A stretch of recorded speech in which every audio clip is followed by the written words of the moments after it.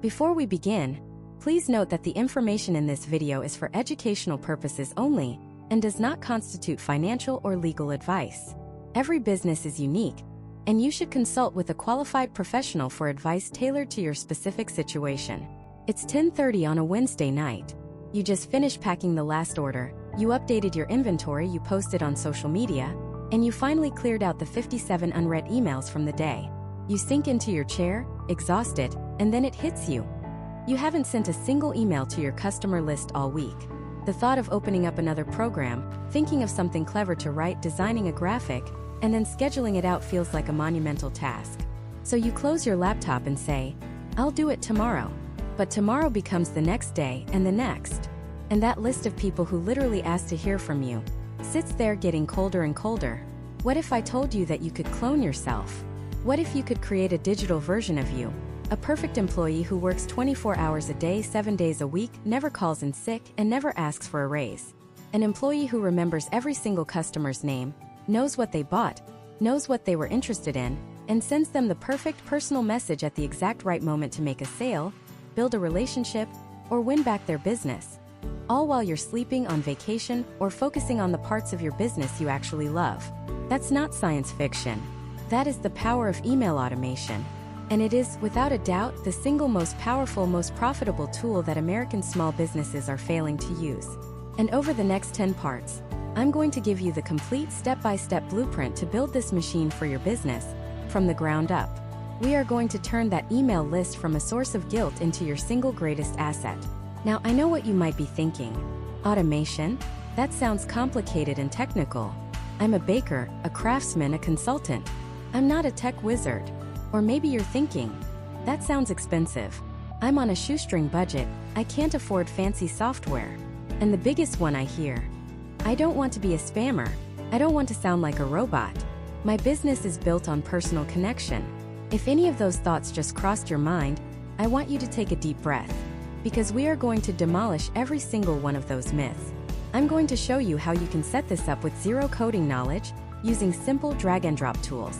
I'm going to show you how to get started for less than the cost of a couple of lattes a month, and in some cases for free. But most importantly, I'm going to prove to you that automation, when done right, doesn't make you sound like a robot. It makes you more human. It allows you to have thousands of personal one-on-one conversations at scale, something you could never possibly do manually. Why is this so critical right here, right now? Because the game has changed for small businesses in the United States. The cost to run an ad on Facebook or Instagram is skyrocketing. The algorithms are a mystery box. One day you're getting tons of reach, the next it's crickets. You are building your business on rented land. Your social media account can be shut down tomorrow with no explanation. Your ad account can be suspended. But your email list? That is an asset you own. It is a direct line to your hottest leads and your most loyal customers, and no algorithm can ever take that away from you. Building that list and nurturing it automatically is your insurance policy. It's your path to predictable, reliable revenue in a chaotic online world. Let me tell you about a small business owner. We'll call her Sarah. Sarah runs an online shop out of her garage in Ohio, selling handmade leather goods. For 2 years, she did everything manually. Someone bought a wallet.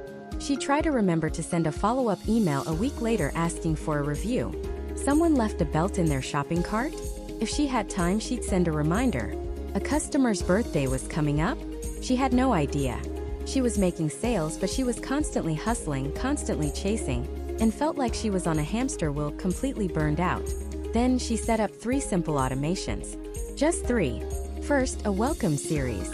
When someone new signed up for her list, they automatically got a sequence of 3 emails over 5 days. The first welcomed them with a small discount. The second told the story of her craft and why she started the business, and the third showcased her best-selling products. Second, an abandoned cart sequence. Anyone who put an item in their cart but didn't check out automatically got a gentle reminder 2 hours later, and another one a day later with answers to frequently asked questions about shipping and returns. And third, a post-purchase follow-up. A week after any purchase, the customer automatically received an email with care instructions for their new leather item and a request for a review. What happened? Within 60 days, her revenue increased by 30%. The abandoned cart sequence alone recovered 1 out of every 5 lost sales. Her product reviews quintupled. which built massive social proof and boosted her conversion rate. But more than that, she got her time back. She wasn't manually sending these emails anymore. The system was running for her, day and night, turning curious visitors into first-time buyers, and first-time buyers into repeat customers. Sarah was no longer just a craftswoman. She was the CEO of a systemized, growing business. This is not some magic trick. It's a strategy. So what is email automation, really? Forget the jargon. At its core, it's just a series of if this, then that recipes. It's a conversation you design one time that then runs forever. If a new person subscribes, then send them the welcome email. If a customer buys product A, then send them an email about how to use it and suggest they also buy product B. If a customer hasn't bought anything in 90 days, then send them a special "We Miss You" offer.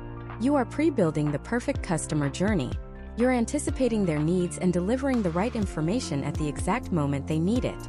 It's the digital equivalent of a helpful employee in a small-town hardware store who sees you looking at paint and walks over to ask if you need brushes and painter's tape. It's smart, it's helpful, and it's incredibly profitable. So here's our mission for this first part of our journey together. We are going to shatter the 3 biggest myths that hold business owners back from using this incredible tool. We're going to tackle the myths of complexity, cost, and the fear of being impersonal. By the end of this video, you will see this tool not as a chore, but as your secret weapon. You will understand exactly how it can give you more time, more money, and a stronger connection with your customers than you ever thought possible. Let's start with the biggest one, the idea that this is just too complicated for the average person to figure out. You're about to discover that if you can write a simple email, you have all the technical skills you need. Let's dive in. Okay, let's break down what automation actually means, because it sounds like something that happens in a giant factory with robots, not in a local bakery or a one-person online shop. But I promise you, it's a lot more like setting up a simple recipe than building a robot. At its core, every single email automation, no matter how fancy, boils down to a simple 2-part command. If this happens, then do that. That's it. That is the entire secret.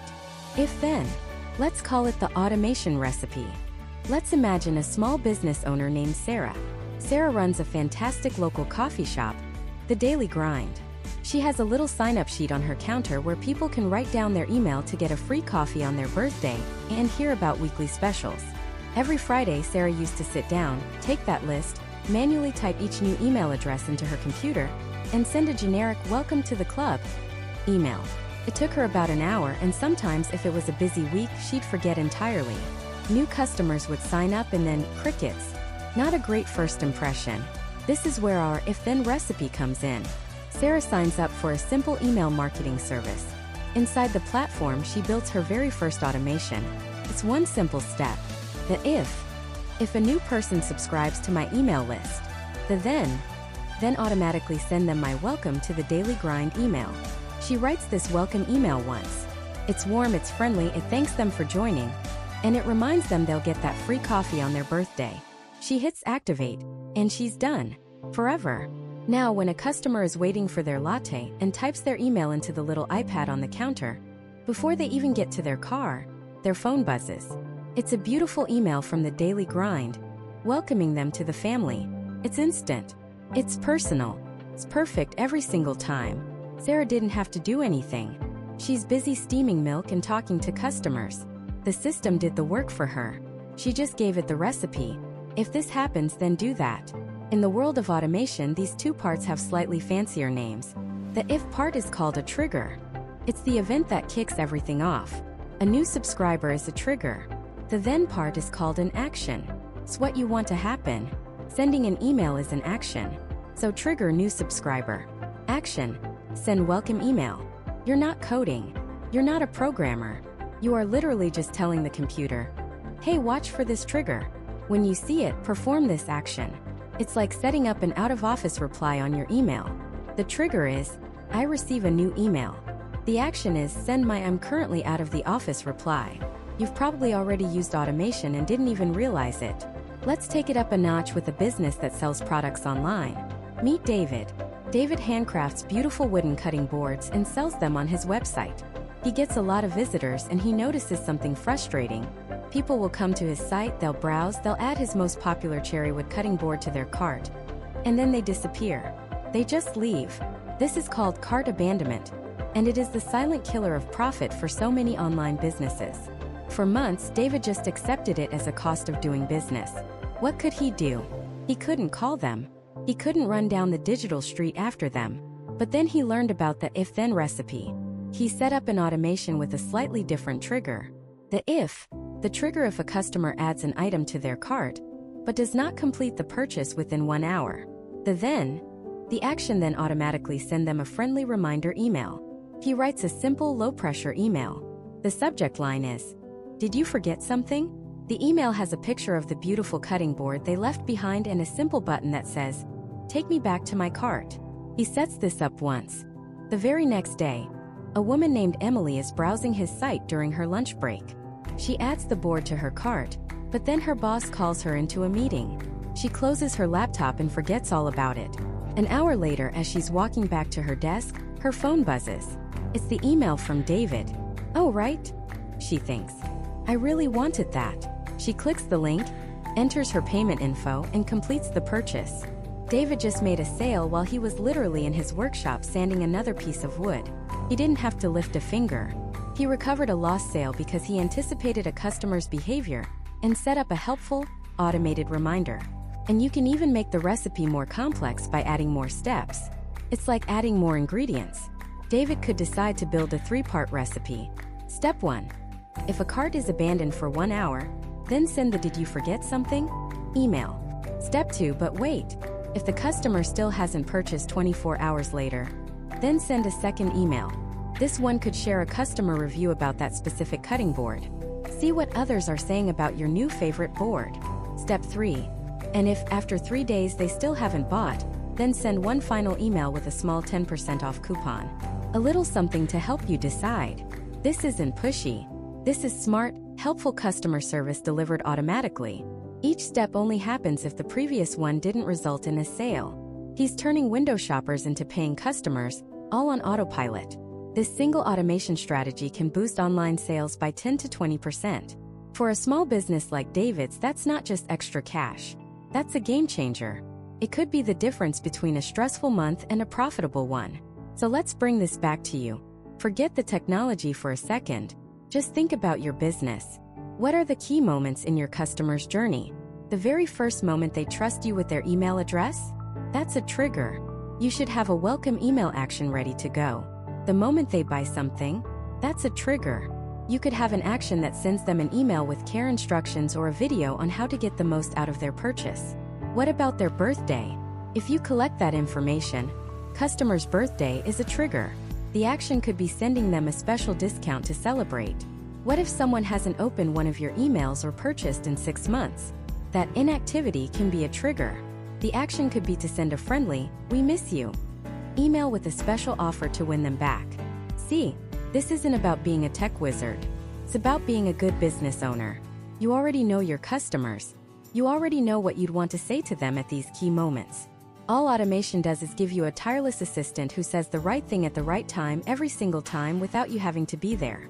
The tools that do this, platforms like MailChimp, ConvertKit, ActiveCampaign, and dozens of others, are designed for people like Sarah and David. They use simple visual editors. You don't see code. You see flowcharts. You literally drag a box that says "New subscriber" onto a canvas. Then you draw a line to a box that says "Send email," and you write the email inside that box. It's more like building with digital Legos than anything else. So the big myth, the idea that this is too complicated, is just that, a myth. It's been carefully designed to feel simple. The real skill isn't technical. The real skill is empathy. It's about mapping out your customer's experience and using these simple, if-then recipes to make that experience better. To welcome them, to help them, to remind them, and to thank them. You now understand the fundamental building block of all email automation. It's not a scary robot in a factory. It's a simple recipe. If this happens, then do that. Now that the how it works is no longer a mystery, the next logical question is, okay, what tool should I use? There are so many options out there, and the prices can range from free to hundreds of dollars a month. How do you choose the right platform for your specific business? Whether you're a coffee shop, an online store, a consultant, or a local contractor. And how do you start without spending a fortune? That's exactly what we're breaking down next. We'll compare the top beginner-friendly tools on the market, so you can pick the perfect one for your budget and your goals. Alright, let's dive in. Think of choosing an email automation tool like buying your first business vehicle. You've got different needs, a different budget, and a different vision for where you're headed. You wouldn't buy a massive 18-wheeler if you're just delivering cupcakes locally, right? And you wouldn't try to haul lumber in a 2-seater sports car. It's about finding the right fit for the job. The market is crowded and it's easy to get paralyzed by choice. But honestly, for most US small businesses just starting out, the conversation boils down to 3 major players. Let's call them the household name, the creator's champion, and the quiet powerhouse. First up is the household name, MailChimp. If you've heard of any email marketing platform, it's probably this one. MailChimp is the Toyota Camry of email marketing. It's reliable, incredibly user-friendly, and it gets you from point A to point B without a fuss. Their drag-and-drop email builder is one of the most intuitive out there. If you're someone who gets hives just thinking about code or complicated software, MailChimp feels like a safe harbor. They have a free plan, which is a huge magnet for beginners. You can have up to 500 contacts and send 1,000 emails a month without paying a dime. Sounds perfect, right? Well, here's the fine print. That free plan is very limited. The real magic of automation, building those sequences we talked about, is largely reserved for their paid plans. And their pricing structure can get a little tricky. They have multiple tiers, and the features are spread out across them. The biggest gotcha for many small businesses is how MailChimp calculates your audience. On many of their plans, they count everyone, including people who've unsubscribed, towards your contact limit. So you could end up paying for contacts who you can't even email anymore. As for growth, MailChimp can absolutely grow with you. To a point, it's fantastic for newsletters and basic automations, like a simple welcome series. But if you start wanting really complex behavior-based sequences, if a customer does X, then Y but not Z, you might start to feel like you're trying to push that Camry around a racetrack. It just wasn't built for those kinds of hairpin turns. So who is MailChimp for? It's for the brick-and-mortar shop owner, the local service provider, the restaurant owner who wants to start simple. You need to send out a beautiful weekly newsletter, set up a basic welcome email for new subscribers, and you want to do it without a steep learning curve. It's the perfect first step into the world of email marketing. Next, let's talk about the creator's champion, ConvertKit. If MailChimp is the reliable family sedan, ConvertKit is the sleek, customized van for a traveling artist or craftsman. It was built from the ground up not for big corporations, but for individual creators, bloggers, YouTubers, coaches, and authors. But don't let that fool you. Its design philosophy is incredibly powerful for many service-based small businesses. Where MailChimp is focused on beautiful, flashy emails, ConvertKit is obsessed with the subscriber. It's less about lists and more about tags. Imagine instead of having separate lists for customers, leads, and website signups, you have one master list of people. Each person has tags like labels on a file folder: bought product A, attended webinar, interested in service B. This makes sending hyper-targeted emails incredibly simple. The automation builder is visual and intuitive. You literally draw a flowchart. When someone signs up here, send them this email, wait 3 days. If they click the link, add this tag. If they didn't, send them this other email. Just makes sense. Now for the price. ConvertKit also has a free plan for up to 1,000 subscribers, which is more generous than MailChimp's. But again, the powerful automations are on the paid plans, which start at around $29 a month. A key difference: they only charge you for active, subscribable contacts. No paying for ghosts. For growth, ConvertKit is fantastic. Because it's built around tagging, it can handle a great deal of complexity as your business evolves. It's designed to help you segment your audience and sell digital products or services. The main drawback? Its email editor isn't as flashy as MailChimp's. It prioritizes clean, text-based emails that feel more personal, which is actually proven to get better open and click rates. But if you want highly designed, image-heavy newsletters, it might feel a bit limiting. So who is ConvertKit for? It's for the consultant, the coach, the real estate agent, the freelance graphic designer. Any business where the relationship with the individual subscriber is key. If your goal is to build an audience, nurture them with targeted content, and sell a service or digital product, ConvertKit is built for you. Finally, we arrive at the quiet powerhouse, ActiveCampaign. If MailChimp is the Camry and ConvertKit is the custom van, ActiveCampaign is a commercial-grade Ford F-350 with a high-performance engine. On the surface, it looks like just another email tool. But under the hood, it's a full-blown customer relationship manager, or CRM, combined with some of the most powerful automation capabilities on the market, especially for its price point. ActiveCampaign can do everything the others can do, but it takes it to another level. It doesn't just track email clicks. It can track who visits what page on your website. It has lead scoring, so you can automatically identify your hottest leads based on their activity. You can build automations that are breathtakingly complex. If a lead from California visits the pricing page twice in 1 week but doesn't buy, and their lead score is over 75, send an internal notification to my sales guy, assign him a task to call them, and send the lead a targeted email with a testimonial from a California-based client. It's a lot, and that's both its greatest strength and its biggest weakness. The learning curve is significantly steeper. It's not a tool you can master in an afternoon. The sheer number of options can be overwhelming for a true beginner. And while their pricing starts competitively, around $29 a month for their light plan, to unlock the really powerful CRM and website tracking features, you'll be looking at higher tiers. But here's the thing about ActiveCampaign: you will probably never outgrow it. It has the power to run a one-person operation and a 100-person company. It's the definition of a platform you grow into, not out of. So, who is ActiveCampaign for? It's for the ambitious small business that plans to scale. The e-commerce store that wants to automate abandoned cart emails based on the specific products in the cart. The B2B company with a dedicated sales process. It's for anyone who hears the word data and gets excited, not scared. If you know you're going to need serious power down the road and you're willing to invest the time to learn, ActiveCampaign is an incredible choice. So let's recap. MailChimp. Easiest to start, great for simple newsletters, but can get pricey and limited as you grow. ConvertKit. Perfect for service-based businesses and creators, uses a powerful tag-based system, great for targeted nurturing. ActiveCampaign. The ultimate powerhouse, combines email with a full CRM, has a steep learning curve but almost limitless potential. Your choice isn't permanent. You can always migrate later. But choosing the right one now saves you a massive headache down the road. Don't pick the 18-wheeler when you just need to get across town. Don't pick the sports car if you know you'll be hauling lumber next year. Take an honest look at your business right now, and where you realistically see it in 2 years. That's your answer. Now here's where the rubber really meets the road. You've assessed your needs, you've picked your vehicle. You're sitting in the driver's seat, staring at a blank dashboard. Now what? How do you actually build your very first automation? What are the 3 essential email sequences that every single small business, no matter what you sell, needs to have running from day one to build trust and generate sales while you sleep? That's the blueprint we're laying out next. Alright, let's get that blueprint. The absolute bedrock of your email automation system is built on 3 core pillars. Think of them as the foundation, the framing, and the roof of your new digital storefront.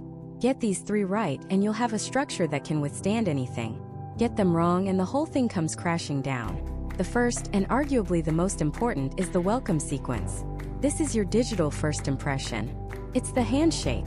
It's the moment a stranger decides if they want to stick around and listen to what you have to say, or if they're going to hit unsubscribe and forget you ever existed. Most businesses get this catastrophically wrong. Someone gives you their email address, a sign of trust, in exchange for a guide, a checklist, a discount code. And what's the first thing they get? A generic, cold email that just delivers the goods, followed an hour later by a hard sell pitch.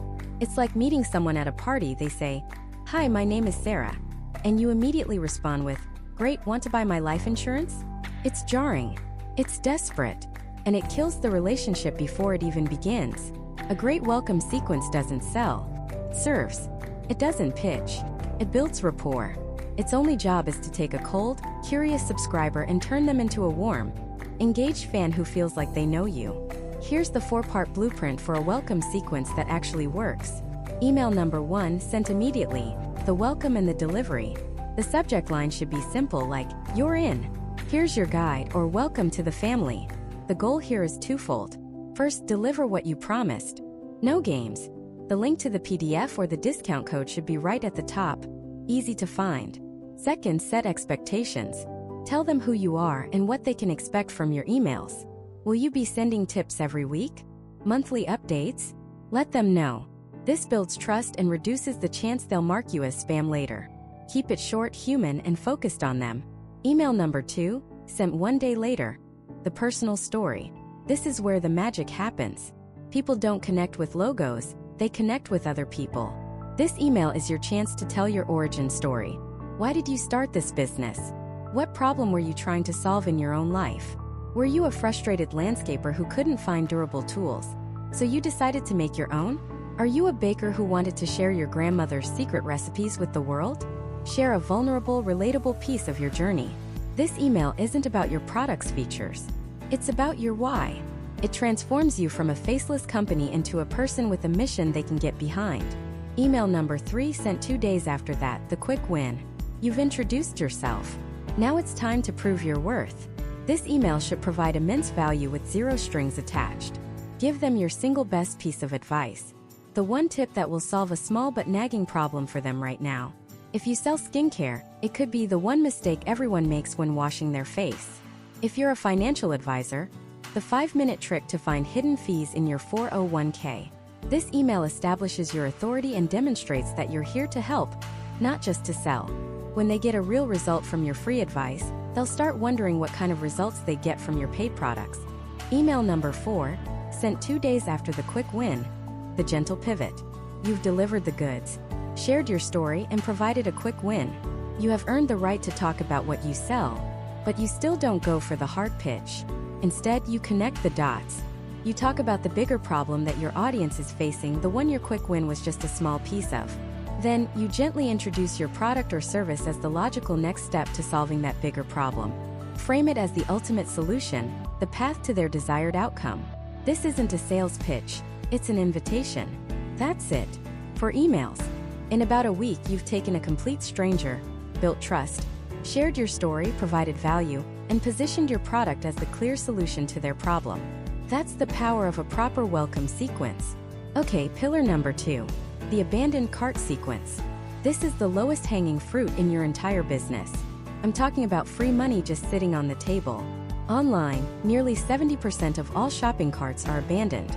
70%. People add your product to their cart, go to checkout, fill in their information, and then vanish. Why? The dog started barking. Their kid spilled juice on the carpet. They got a text from their boss. Life happens. They didn't decide not to buy. They just got distracted. Your job isn't to be pushy. Your job is to be a helpful reminder. The abandoned cart sequence is your automated tap on their shoulder, saying, "Hey, you were so close. Did you forget this?" Here's the 3-part blueprint for winning back those lost sales. Email 1, sent about 1 to 4 hours after they abandon the cart. The gentle nudge. The subject line is key here. Something simple like, "Did you forget something?" Or, "Your cart is waiting." The email itself should be incredibly simple. A headline that says, "Still thinking it over?" A picture of the item they left in their cart, and a big clear button that says, "Return to your cart." That's it. No pressure. No new information. You're just closing the loop on a process they already started. You'll be shocked how many sales this single simple email recovers. Email 2, sent 24 hours later. Overcome the objection. If the simple reminder didn't work, there might be a deeper reason they hesitated. This email is designed to address that hesitation. Lead with a powerful customer testimonial or a snippet of a 5-star review for that specific product. This is social proof. It eases their anxiety and shows them that other people just like them bought this and loved it. You can also use this email to answer a common question. Is there a tricky sizing issue? A concern about the return policy? Address it head-on. Reassure them that they're making a great decision. Email 3, sent 48 to 72 hours later. The final push. This is your last shot. It's time to create a little bit of urgency or scarcity. Now, this has to be done ethically. Don't lie and say a digital product is running out. But you can say your cart is about to expire. Or we can't hold these items for you forever. The most effective tactic here, if your margins allow, is to offer a small time-sensitive incentive. A 10% off coupon that expires in 24 hours. Free shipping if they complete their order today. It's often just the little push they need to get over the finish line. This 3-email sequence can easily boost your revenue by 10 to 20% without you lifting a finger after it's set up. Finally, the 3rd pillar. The post-purchase sequence. Most businesses think the customer journey ends at the Buy Now button. World-class businesses know that's where the real relationship begins. The moment someone gives you their hard-earned money is the moment they are most excited. but also most vulnerable to buyer's remorse. Your job is to eliminate that remorse and turn a one-time buyer into a lifelong fan and advocate for your brand. Here's the 4-part blueprint for a killer post-purchase sequence. Email 1, sent immediately after purchase. The confirmation and celebration. This needs to be more than the standard boring Shopify receipt. Yes, confirm the order details, but infuse it with your brand's personality. The subject line should be exciting. You're in. Your order is confirmed. Celebrate their decision. Thank them genuinely for trusting you and joining your community. Reassure them they made a great choice. And clearly lay out what happens next, when it will ship, how to track it. Email 2, sent when the item ships or is delivered. The excitement builder. When you get that shipping notification, trigger an email. Good news. It's on its way. Build anticipation. If it's a physical product, maybe link to a video on how to unbox it or the first thing they should do with it. If it's a digital course, this email can be a how to get the most out of your purchase guide, pointing them to the most important first lesson. Email 3, sent a few days after they've received the product. The value add. Don't ask for anything. Just give. Send them an email with a pro tip they wouldn't have known otherwise. 3 hidden features of your new gadget, or the one recipe you have to try first. This is unexpected. It shows you care about their success with your product, not just their money. It builds massive goodwill. Email 4, sent 1 to 2 weeks later. The ask. Now that you've confirmed their purchase, built excitement, and provided extra value, now you have earned the right to ask for something in return. This is the perfect time to ask for a review or a testimonial. Make it easy for them with a direct link. And in this same email, you can make a soft recommendation for a complimentary product. Since you loved our coffee beans, you might also love our high-powered grinder to get the perfect brew. It's a natural, helpful upsell, not a sleazy sales pitch. These 3 sequences, the welcome, the abandoned cart, and the post-purchase, are the holy trinity of email automation for any small business. They build relationships, recover lost sales, and create loyal customers. They are your 24/7 sales team, your customer success manager, and your brand ambassador, all working tirelessly in the background. But knowing what these sequences are is one thing. How do you actually write the emails? How do you craft subject lines that demand to be opened and copy that connects and converts? How do you find your voice and tell your story in a way that makes people want to buy? That's the art and science we're breaking down next. It's the question that stops so many entrepreneurs cold. It's not the technology, it's not the cost, it's the tyranny of the blank page. You've done the hard part, you've built a business, you have a product people love, you've convinced someone to give you their precious email address. And now you have to say something. What do you say? Most of us default to what we think professional sounds like. We put on our business voice. It's the voice we've been taught to use since we learned how to write a cover letter. It's formal, it's polite, and it is utterly soul-crushingly boring. It's the voice of a robot. It's the voice of a faceless corporation. It's the voice that gets your email deleted in less than a second. This is the #1 mistake in email marketing. Trying to sound like a big business when your greatest strength is that you're not. People don't connect with corporations. They don't build relationships with logos. They connect with people. They build relationships with other people. So the first, most important rule of writing emails that actually work is this: write to one person. Not a list. Not an audience. Not a segment. One single person. Picture your ideal customer. Give them a name. Maybe it's Jessica, a busy mom in suburban Chicago who just wants 5 minutes of peace in the morning with a really good cup of coffee. When you sit down to write, you are not writing to valued subscribers. You are writing a personal note directly to Jessica. Think about it. If you were writing a letter to a friend, would you start with, "Dear valued friend, we are pleased to inform you of our recent updates"? Of course not. You'd say, "Hey Jessica, you are not going to believe what happened this week." That single shift in mindset changes everything. It transforms your email from a broadcast into a conversation, from a billboard into a letter. And people open letters. People engage in conversations. They throw billboards in the trash. Once you've embraced this one-to-one philosophy, we can break down the anatomy of an email that gets opened, read, and clicked. Every single part has a job to do. Let's start before they even open it. The inbox. First, your from name. This is who the email is from. Don't just put your company name like Main Street Coffee. Humanize it. Make it Dave from Main Street Coffee. That little change instantly signals that there's a real person on the other side of the screen. It's personal. It's relatable. Next, and this is the big one, the subject line. The subject line has one job and one job only: to get them to open the email. That's it. It's not there to sell the product. It's not there to tell the whole story. It's the movie trailer. It's the headline. It is the gatekeeper between you and your customer. 99% of your subscribers will see your subject line. A fraction of them will ever see what's inside. You have to earn the open. So how do you write a subject line that demands to be clicked? Avoid boring generic stuff like April newsletter or new products inside. Instead, focus on curiosity, benefit, or urgency. A great framework to use is the 4 U's. Be useful, urgent, unique, or ultra-specific. Let's say you're Dave from Main Street Coffee, and you just got a new single origin bean from Guatemala. A bad subject line is, new Guatemalan coffee available. It's boring. It's a statement, not an invitation. Let's try the 4 U's. A useful subject line could be, your morning routine is about to get an upgrade. This focuses on the benefit to Jessica. She doesn't just want coffee. She wants a better morning. An urgent subject line could be, last call for our limited edition Antigua roast. Scarcity and fear of missing out are powerful motivators. A unique subject line could be, we flew 2,000 miles for this coffee. This creates intrigue, sparks curiosity. What's so special about this coffee?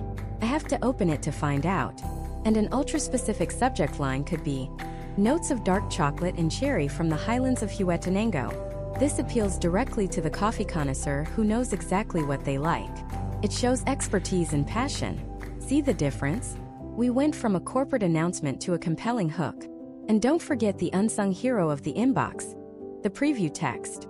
That's the little snippet of text that appears next to or under the subject line. Don't just let it default to the first line of your email. Like having trouble viewing this email? Use that space strategically to support your subject line. If your subject is, your morning routine is about to get an upgrade, your preview text could be, and it all starts with one incredible cup of coffee.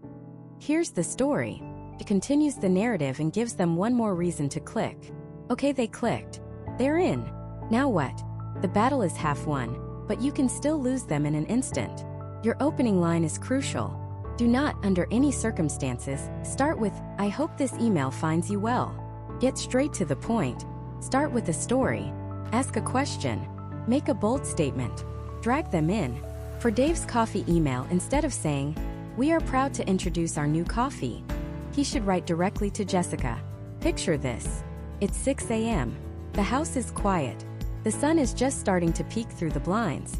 And you're holding a warm mug that smells like chocolate, cherry, and pure possibility. That's the moment we created this coffee for. Who isn't hooked by that? You've just painted a picture of the exact experience your customer is craving. You're not selling a bag of beans, you're selling a feeling. Now for the body of the email. Keep it simple. Keep it scannable. No one wants to read a giant wall of text. Use short sentences. Short paragraphs. White space is your friend. Write like you talk. Read your email out loud. Does it sound like a real person having a conversation? Or does it sound like an instruction manual? If it's the latter, rewrite it. Tell a story. People are wired for stories. Don't just list the features of your new coffee. Tell the story behind it. Talk about the farmer who grew it. Talk about the journey it took. Talk about the first time you tasted it and knew you had to share it. Stories create an emotional connection. An emotional connection drives sales. You're not just a coffee roaster anymore.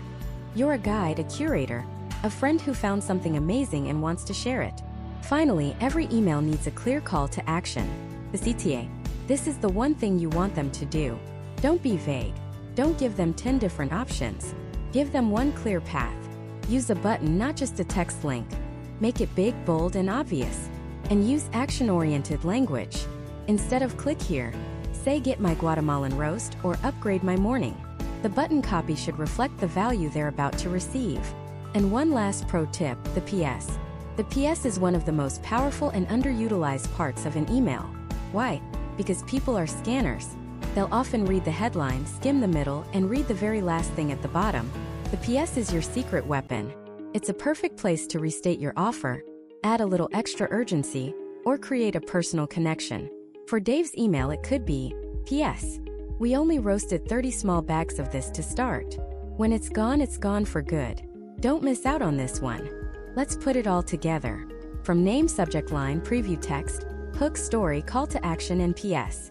Each piece works in harmony to guide your reader. Your one single reader on a journey.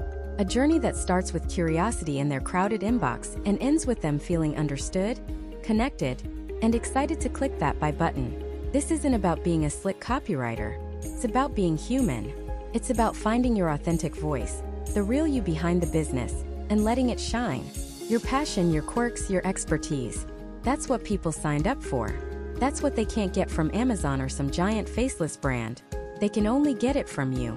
So now you know how to write an email that people actually want to read. But which emails do you send first? What's the single most important automation you need to set up today that can literally build trust and drive sales for you while you sleep? We're about to build the ultimate welcome series from scratch, step by step. Okay, let's dive right in. The welcome series is your single most profitable automation. Period. The data doesn't lie. Welcome emails have, on average, 4 times the open rate and 5 times the click-through rate of any other marketing email you'll ever send. Think about that. The moment someone gives you their email address is the moment they are most interested in what you have to say. They've raised their hand and said, "Yes, I want to hear from you." Wasting that moment is like a potential customer walking into your store, and you just stare at them silently until they awkwardly walk out. We can't have that. This isn't just about making a quick sale. It's about starting a relationship. It's your digital handshake, your first impression, and your chance to turn a curious browser into a loyal fan. So, let's build the perfect 4-part welcome series for a hypothetical small business. We'll call it Oak and Anvil, a one-person shop that sells handmade leather goods online. The owner, will call her Sarah. Just set up a pop-up on her website offering 10% off your first order in exchange for an email. Someone just typed in their email and clicked, "Sign me up." The clock starts now. The very first email needs to go out immediately. Not an hour later. Not 10 minutes later. Instantly. The trigger for this automation is new subscriber. The action is send email number 1. Email number 1 has just 2 simple jobs. Job 1, deliver the goods. If you promised a discount code, a PDF guide, or a checklist, this email must deliver it right at the top. Don't bury it. Job 2, set expectations. Welcome them and tell them what's coming next. This first email is purely transactional and relational. It's about building trust by keeping your promise. So, for Sarah at Oak and Anvil, it would look something like this. Subject line: "Welcome to the family. Here's your 10% off." The body would say, "Hey, first name. Thanks so much for joining the Oak and Anvil community. We're thrilled to have you. As promised, here is your 10% discount code for your first order. Welcome 10. You can use it on anything in the store whenever you're ready. My name is Sarah, and I'm the founder and maker behind every single product here. I started this company because I believe in creating things that last a lifetime. Over the next few days, I'd love to share a little more about that story with you, and also give you some tips on how to choose quality leather goods that you'll be proud to own. Welcome aboard." Sarah. See what we did there? We delivered the code. We introduced the founder, humanizing the brand instantly, and we told them what to expect. More emails are coming with stories and tips. It's friendly, it's direct, and it fulfills the promise. Now we wait. We don't bombard them. The next email in our sequence, email number 2, goes out 1 day later. The goal of this email is pure connection. We are not selling anything. I repeat, there is no buy now button in this email. The purpose is to tell your story. People don't connect with logos, they connect with other people. They buy from people they know, like, and trust. This is your chance to tell them why you do what you do.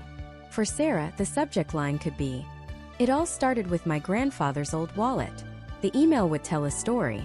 Maybe something like, "Hey, first name. I want to tell you a quick story. When I was a kid, my grandfather had this beat-up leather wallet. It was worn, scarred, and softened with age, and he'd had it since he was a young man. It wasn't just a wallet. It was a record of his life. That's what stuck with me. In a world of disposable fast fashion everything, I missed the idea of owning something that gets better with age, that tells a story. So I decided to learn the craft myself. I spent years learning from old-time leatherworkers, mastering the art of saddle stitching by hand, and finding the best full-grain leather from American tanneries. Oak and Anvil isn't just a business to me. It's my way of bringing back that feeling of permanence and quality my grandfather's wallet represented. It's about creating pieces that will be with you for years, collecting their own stories along the way. Thanks for letting me share that with you. Sarah. No sales pitch. No check out our new products. Just a story. You've now transformed from a faceless e-commerce store into Sarah, a real person with a passion and a mission. The subscriber is starting to feel like they know you. They're invested. Okay, now we wait again, but a little longer this time. Give them some space. Email number 3 goes out 2 days after email number 2. The goal of this email is to provide immense value and establish your authority. You've told them your story. Now it's time to show them you're an expert. You want them to think, wow, this person really knows their stuff. The best way to do this is to solve a problem for them or teach them something they didn't know. And then you sprinkle in some social proof. For Oak and Anvil, a great subject line would be, the number one mistake people make when buying a wallet.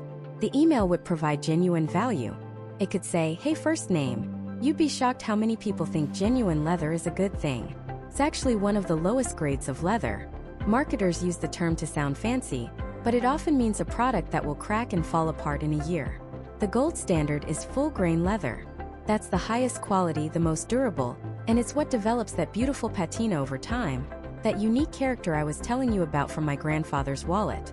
It's the only thing we use at Oak and Anvil, but don't just take my word for it. Here's what Mark from Austin, Texas had to say about his wallet. Insert a glowing 5-star customer review here about the quality and durability. My goal is to make sure you have something you're proud to carry for the next 20 years. If you have any questions about leather quality, just hit reply and ask. I answer every email myself. Sarah. Boom. In one email, you've educated them, saved them from making a mistake, positioned yourself as a trusted advisor, and used a real customer testimonial to back up your claims. You've built authority and trust. You're not a salesperson. You're an expert guide. Now and only now, after you've delivered the freebie, told your story and provided expert value, is it time to ask for the sale. We've earned the right to. Email number 4 goes out 2 days after email number 3. This is the gentle pitch. We're going to connect all the dots from the previous emails and make a clear, compelling offer. The subject line. Ready for a wallet that actually lasts? The body. Hey, first name. We've talked about the difference between throwaway products and lifelong companions. We've talked about the importance of true full-grain leather. You've seen what other customers have to say. If you're tired of wallets that fall apart, I'd be honored if you'd consider one of ours. The Journeyman Bifold is our bestseller for a reason. It's built by hand to hold everything you need without the bulk, and it's guaranteed for life. And don't forget that 10% off code I sent you in the first email, Welcome 10, is still waiting for you. This is your chance to own the last wallet you'll ever need to buy. Click here to see the Journeyman and find your new everyday carry. Sarah. And that's it. A simple 4-part series. Let's recap the timing. Email 1 goes out immediately. Email 2 goes out on day 1. Email 3 goes out on day 3. Email 4 goes out on day 5. This gives your new subscriber time to breathe and absorb each message without feeling spammed, but it's frequent enough that they don't forget who you are. This sequence, deliver, connect, educate, and offer, is a powerful formula you can adapt for any business. A coffee roaster could tell the story of their first trip to Colombia. A fitness coach could offer a free workout plan, share their own transformation story, bust a common fitness myth, and then offer their coaching program. The template is universal because it's based on human psychology. It builds a relationship first, then presents a solution. But what happens after this? What happens to the people who buy? What about the people who don't buy? You can't just dump them all into the same weekly newsletter list. That's like taking all your new friends and throwing them into a giant, faceless auditorium. The real magic of automation, the part that scales your business and makes you look like a genius, is what happens next. It's about sending the right message to the right person at the right time. And that, my friends, is all about the power of segmentation. So what exactly is segmentation? Forget the marketing jargon for a second. Think of your email list like a giant, messy sock drawer. Right now, you might just be reaching in, grabbing a random handful of socks, and hoping they match your outfit. It kind of works, but it's inefficient and you often end up with an argyle and a polka dot. Segmentation is the art of getting organized. It's putting all the striped socks in one pile, the solid colors in another, and the athletic socks in a third. Suddenly, when you need a specific pair, you know exactly where to go. In email marketing, you're not sorting socks, you're sorting people. But the principle is the same. Instead of sending one generic, one-size-fits-all message to your entire list, you divide your audience into smaller, more focused groups or segments based on what you know about them. Why does this matter? Because a message sent to everyone is a message that truly speaks to no one. When you send a targeted email to a small specific group, it feels personal, feels relevant, feels like you're actually listening. And in a world where we're all drowning in digital noise, relevance is the ultimate superpower. The data on this is staggering.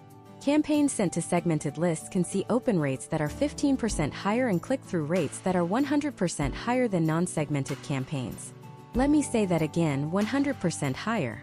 That's the difference between getting 10 people to your website and getting 20. It's the difference between a sale and a missed opportunity. It's the difference between a customer hitting delete and a customer thinking, wow, this company really gets me. So how do we start sorting our sock drawer? There are 3 main ways to segment your audience, and they build on each other from simple to incredibly powerful. First, you have demographic segmentation. This is the most basic stuff. It's the who and where of your audience. Think age, gender, income level, and, crucially for many small businesses, geographic location. Are you a real estate agent in Austin, Texas? You can create a segment of subscribers who live within a 20-mile radius of a new listing and send them a targeted, just listed email. Own a clothing boutique? You can segment by gender to make sure you're sending your new line of men's jackets to men and your summer dresses to women. It sounds almost too simple, but you would be shocked at how many businesses skip this fundamental step. They're sending emails about snow blowers to their customers in Miami. Don't be that business. The second and slightly more advanced level is psychographic segmentation. This moves beyond who they are and gets into why they are. It's about their interests, their values, their lifestyle, their hobbies. Now, you're not a mind reader, so how do you get this information? You ask. When someone signs up for your email list, you can have a simple checkbox form. Imagine you run an online coffee subscription. On your sign-up form, you could ask, how do you like your coffee? With options like whole bean, ground, and coffee pots. Or what's your favorite roast? With light, medium, and dark. Boom. Just like that, you've created 3 powerful segments. Now, when you get a new dark roast from Ethiopia, you don't have to bother the light roast lovers. You can send a highly targeted email just to the people you know are waiting for it, with a subject line like, our boldest dark roast is here. The conversion on that email will blow a generic newsletter out of the water. But the third level, this is where the real automation magic happens. This is behavioral segmentation. This isn't about who they are or what they say they like. It's about what they do. Your email marketing software is watching, not in a creepy way but in a helpful way. It's tracking their actions and allowing you to respond automatically. This is the most powerful form of segmentation because actions speak louder than words. There are a few key types of behavioral segments you need to know. The first is purchase history. You should have a segment for your brand new, first-time customers. They need a different message than your loyal repeat buyers. That first-time customer could get an automated email a week after their purchase, teaching them how to get the most out of their new product.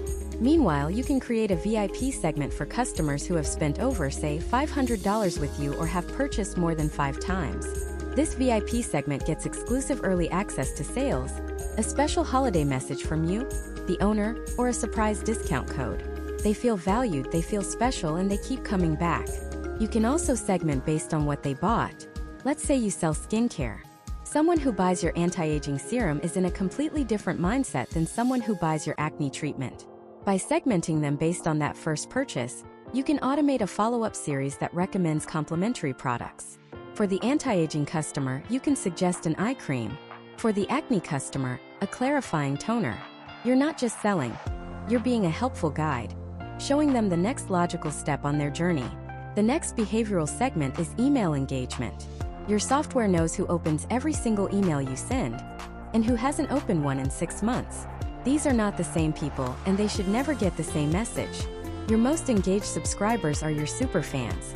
Send them your best stuff. Ask them for testimonials. They are your greatest asset. But that group that hasn't opened an email in 6 months? They're what we call a cold segment. Sending them the same weekly newsletter is a waste of time and can actually hurt your sender reputation with services like Gmail. Instead, you can create an automated win-back campaign just for them. A series of 3 emails with a subject line like, is this goodbye? Or a special offer to win you back. You try to re-engage them, And if they still don't respond, you automatically unsubscribe them. This keeps your list clean, your engagement rates high, and your costs down. And finally, the holy grail of behavioral segmentation: website activity. This is where you can react to what your customers are doing on your website in real time. The most famous example is the abandoned cart. Someone puts a product in their cart, goes to checkout, but then gets distracted and leaves. They were that close to buying. With segmentation and automation, you can create a segment of cart abandoners and automatically send them an email an hour later saying, "Hey, did you forget something?" You can even include a picture of the exact item they left behind. This one automation alone can recover 10 to 20% of otherwise lost sales. For a small business, that's not just a feature, that's a lifeline. It goes beyond just carts. You can create a segment for people who viewed a specific product page more than 3 times but didn't buy. They're clearly interested, but something is holding them back. Maybe it's the price. You can automatically send them an email a day later with a small discount, a free shipping offer, or a link to a video demonstrating that exact product. You're overcoming their objection before they even have a chance to voice it. Let's put it all together. Imagine you run a small business selling handmade leather goods online. Without segmentation, you send a 15% off sale email to your whole list. Does okay. Now let's do it with segmentation. Your system automatically sorts your audience. A segment of new subscribers gets your welcome series. A segment of first-time wallet buyers gets an automated email 2 weeks later suggesting a matching belt. A segment of VIPs who have spent over $1,000 get a personal email from you with an exclusive 25% off code as a thank you. A segment of people in Arizona where it's hot get an email about your lightweight canvas bags, while a segment in Vermont gets an email about your durable, weatherproof messenger bags. And a segment of people who left a briefcase in their cart last night get that gentle reminder email this morning. You're sending 5 different, highly relevant messages instead of one generic one. The result? Your sales don't just go up a little, they explode. And the best part? It all happens automatically. You set up the rules, you create the segments, and the system does the work. This is how you move from just blasting out emails to having strategic, automated conversations. You start treating each customer like an individual, with their own needs, interests, and history with your brand. Segmentation is the blueprint for that conversation. It's how you ensure that every message you send feels less like an advertisement and more like a helpful note from a friend. Now that you know how to sort your audience into these powerful money-making groups, the next question is obvious. What do you actually build with them? How do you create the automated email sequences, the machines that run in the background and talk to these segments for you? That's where we dive into the blueprints of the most profitable automations every single small business needs to have. Let's start with the absolute foundation, the most critical automation you will ever build. We'll call it the digital handshake. This is your welcome series. Think about it. Someone just trusted you enough to give you their email address. They are at their peak level of interest. This is your one chance to make a killer first impression. Mess this up and you're just another email they'll ignore. Nail it and you've got a customer for life. The digital handshake isn't one email. It's a sequence, typically 3 to 5 emails sent over a week. Its job is to welcome, indoctrinate, and convert. Email number 1, sent immediately after they sign up. The trigger is new subscriber. The timing is 0 minutes. Not 1 minute, not 5. Instantly. In our world of instant gratification, a delay feels like a broken promise. The primary goal of this first email is to deliver whatever you promised them: the 10% off coupon, the free guide, the checklist. The subject line should be crystal clear. Here's your name of thing you promised. Inside, deliver it right at the top. Don't make them hunt for it. Then do 2 more things. Briefly remind them who you are and what you do. And this is crucial, tell them what to expect. Say something like, over the next few days, I'm going to share some of my best tips on solving their problem. Keep an eye out for my next email tomorrow. You're setting the stage and training them to open your emails. Email number 2, sent 1 day later. This is the story. People don't connect with logos, they connect with people. This is your chance to tell the origin story of your business. Not the boring "we were founded in 1998" version. The real story. The struggle. Maybe you're a landscaper who is tired of seeing homeowners get ripped off by unreliable companies. Maybe you're a baker who quit your corporate job to pursue your passion after a life-changing event. Be vulnerable. Share the why behind your what. Frame it around the customer's problem. I started this business because I saw so many people, just like you, struggling with the problem. I knew there had to be a better way. This email forges a human connection. It makes you relatable and trustworthy. Email number 3, sent 2 days after the last one. This is the value bomb. You've built a connection, now prove your expertise. Give them a quick, powerful win. Don't just link to a generic blog post. Give them something actionable right in the email itself. A 3-step trick to do X. A common mistake to avoid. A simple recipe. It should be something they can read and immediately apply to get a small result. This demonstrates your value and proves you're not just there to sell. At the end of this email, you can subtly introduce your product or service as the ultimate solution to the bigger problem. You're not asking for the sale yet. You're just planting the seed. Email number 4, sent 2 days later. The social proof. Now we start to pivot towards the sale. But you're not going to do the selling. You're going to let your happy customers do it for you. This email is all about showcasing testimonials, reviews, case studies, or before and after photos. Use a headline like, "Don't just take my word for it," and then feature your best reviews. Pull out powerful quotes. Show real results from real people. This overcomes skepticism and builds immense trust. It tells the new subscriber, "See? People just like you trusted us and it paid off big time." Email number 5, sent 1 day after that. The direct offer. You've welcomed them, told your story, provided value, and built trust. Now you've earned the right to ask for the sale. This email is a clear, direct, and compelling pitch for your core offer. Remind them of the core problem, present your product as the solution, and have a massive, can't-miss call to action button. To push them over the edge, you can add a little urgency or scarcity. Maybe the welcome discount you offered in the first email is expiring in 24 hours. This final email is designed to convert those who are on the fence. That 5-email sequence, the digital handshake, will run 24/7, turning curious visitors into connected subscribers and paying customers, all while you sleep. Now for blueprint number 2, the lifesaver. This is your abandoned cart sequence. Do you know that nearly 70% of all online shopping carts are abandoned? That's 7 out of every 10 people who add your product to their cart, get all the way to the checkout, and then vanish. They get distracted, the dog starts barking, they get sticker shock from shipping costs. This isn't a lost sale. It's a sale that's 90% of the way there. The lifesaver sequence is designed to go out and rescue that revenue. This is, without a doubt, the single most profitable automation you can set up for an e-commerce business. Here's the 3-part blueprint. Email 1, sent about 1 hour after they abandon the cart. The key here is to be helpful, not pushy. The tone is casual. The subject line could be something like, "Did you forget something?" Or "Still thinking it over?" Inside, simply remind them what they left behind. Show a picture of the product. Don't offer a discount yet. The goal is just to bring them back. Often they just got distracted, and this gentle nudge is all it takes. You'd be shocked how many sales this one email recovers. Email 2, sent 24 hours later. Now we address potential obstacles. The subject line could be, "Have any questions about your order?" In this email, you assume they have a reason for hesitating. So, you overcome their objections. Remind them of your satisfaction guarantee. Link to your FAQ page. Mention your easy return policy. Provide a customer service email or phone number. You're removing the risk and building confidence. You're saying, "Hey, we're here to help you make the right decision." Email 3, sent 48 hours after abandonment.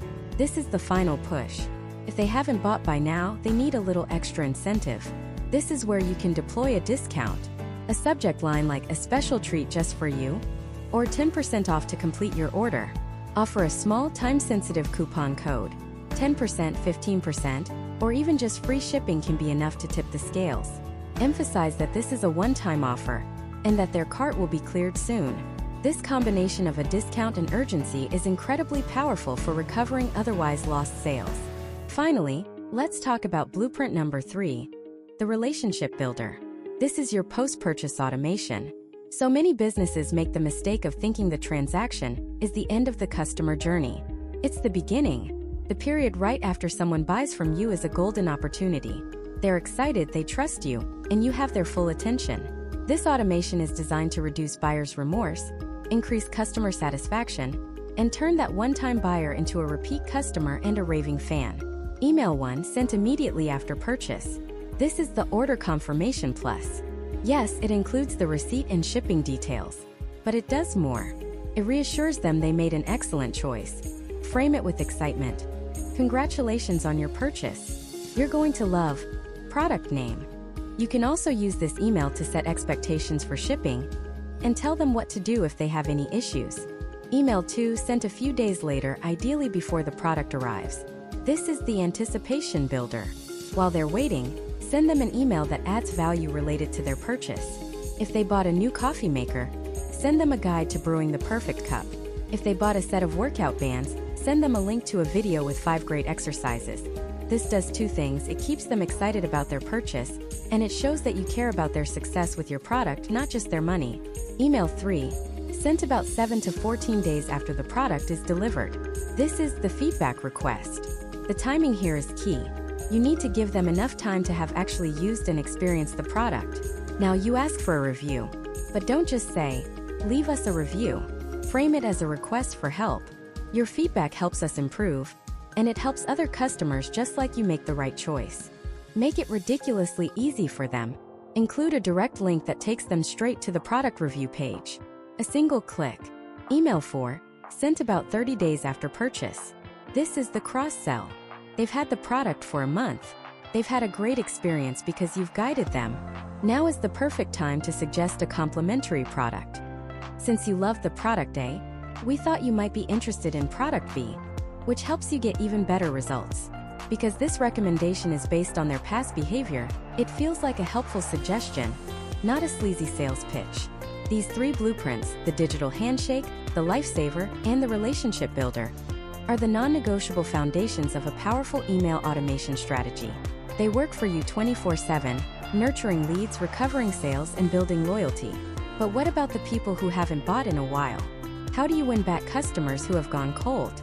And how can you use automation to create moments of pure delight that make your customers feel special? Let's talk about the silent killer of small businesses, the slow fade. The customer who bought once, maybe twice, and then vanished. They didn't complain, they didn't unsubscribe, they just stopped. This is called customer churn, and it's a leak in your bucket. You can spend all your time and money pouring new customers in the top, but if your existing ones are silently slipping out the bottom, you'll never get ahead. The win-back campaign is how you patch that leak. This isn't about sending a desperate, "Please come back" email. It's a strategic, automated conversation to reignite a relationship. First, you have to define cold. For a coffee shop, a customer who hasn't visited in 30 days might be cold. For a business that sells mattresses, a year might be nothing. You have to decide what a lapsed customer looks like for your business. Let's say, for example, it's anyone who hasn't made a purchase in 90 days. Using your email software, you create a segment that automatically pulls in any customer who meets that criteria. Last purchase date is more than 90 days ago. Now, you build an automated sequence that triggers the moment someone enters that segment. Your first email in this sequence is the gentle nudge. The subject line could be something simple like, "It's been a while," or "A question for you." First name. The goal here is not a hard sell.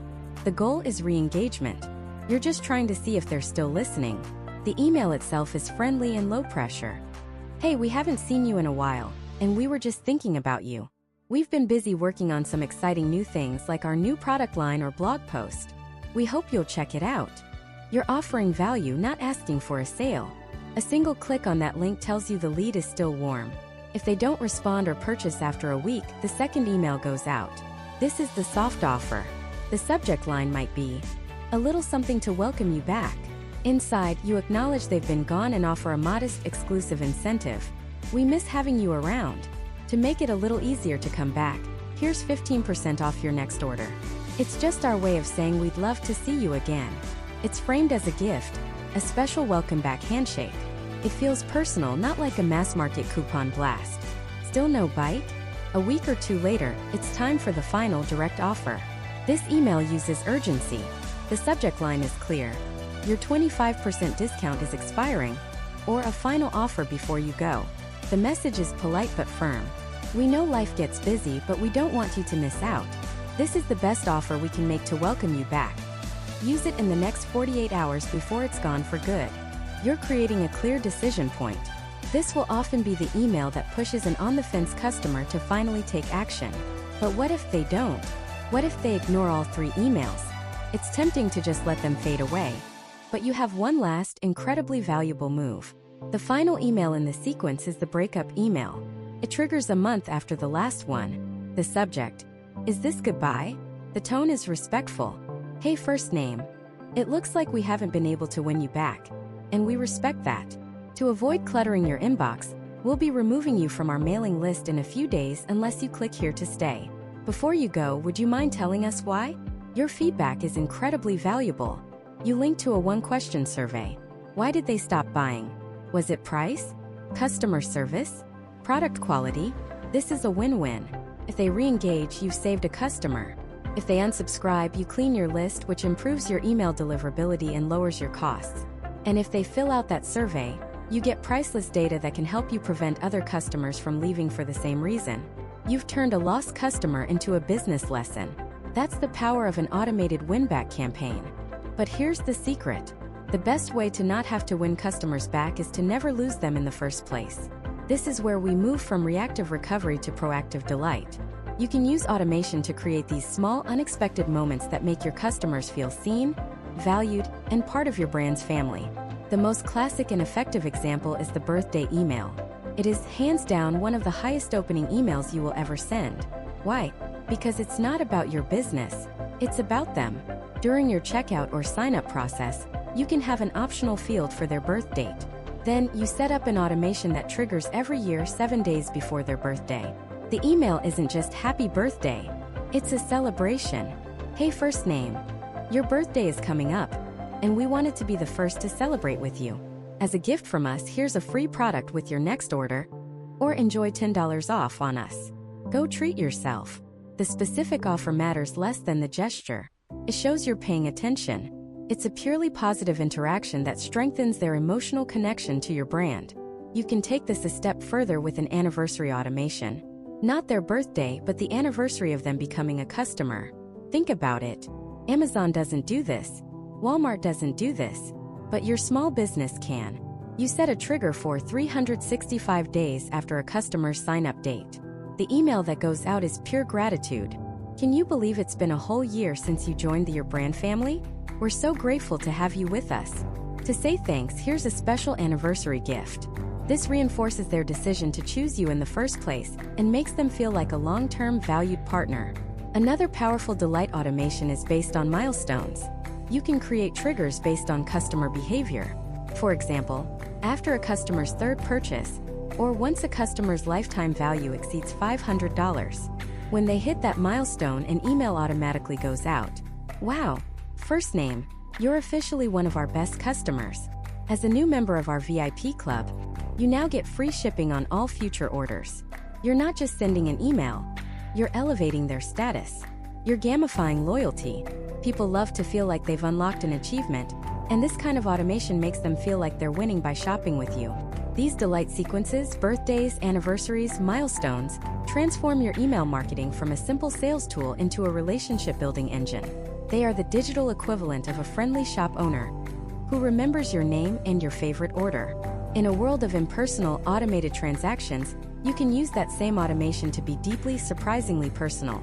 This is your ultimate competitive advantage as a small business. You can build a tribe of loyal fans who not only buy from you but advocate for you, because you make them feel special. We've covered a lot. We've built the foundation with a welcome series. We've plugged the leaks with abandoned cart emails.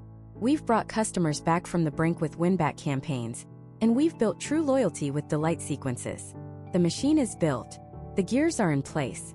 But there's one final crucial question. How do you know if it's working? All this effort is meaningless if you can't measure the results. How do you read the data to see what's a hit and what's a miss? What are the key numbers you absolutely have to track? And what are the vanity metrics that just waste your time? And most importantly, what are the biggest, most common mistakes that cause even the best laid automation plans to fail? Getting the machine running is one thing. Keeping it tuned, optimized, and generating predictable revenue is the final, most important step. Let's start with the single biggest mistake, the one that guarantees your automation will eventually become useless. Treating it like a crock pot. You can't just set it and forget it. This isn't a slow cooker for your business. It's a high-performance engine, and engines need tune-ups. Imagine setting up a brilliant welcome series.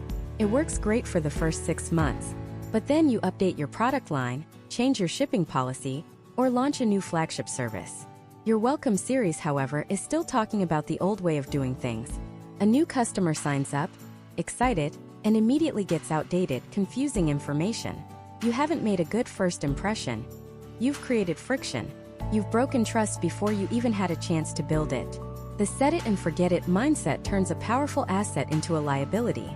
The solution is to schedule a check-in. Put it in your calendar right now. A recurring appointment, maybe the first Friday of every month, called Automation Review. During this 30-minute block, you'll look at the core metrics of your key automations. Are open rates still healthy?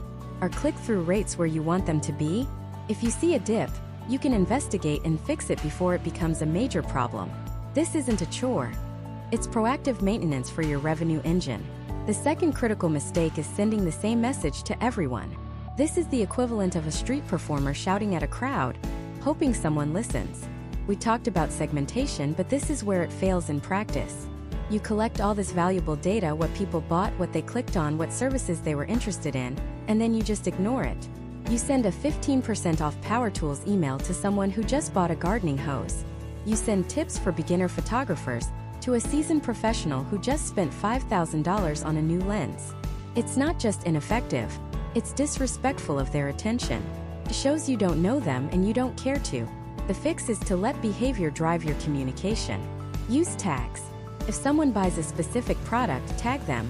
If they click a link about a specific service, tag them. Then build simple automations that speak directly to those tags. The customer who bought the gardening hose gets an email a week later. 5 tips to keep your lawn green this summer. The pro photographer gets an email about an advanced lighting workshop. You're no longer shouting at a crowd. You're having a relevant one-on-one conversation at scale. Mistake number 3 is a silent killer. Poor list hygiene. This sounds technical, but it's simple. It's about keeping your email list clean. Over time, people change jobs, abandon old email addresses, or simply lose interest. Sending emails to these dead addresses is not harmless. It hurts your sender reputation. Think of it like a credit score for your email address. Every time an email bounces back or is marked as spam, your score goes down. If it drops too low, email providers like Google and Microsoft start looking at you suspiciously. They'll start sending your emails, all of them, even to your most engaged customers, straight to the spam folder. Your deliverability plummets, and your entire email marketing effort grinds to a halt. You're paying to send emails that no one ever sees. The solution is twofold. First, use a double opt-in. This means when someone subscribes, they get an email asking them to click a link to confirm.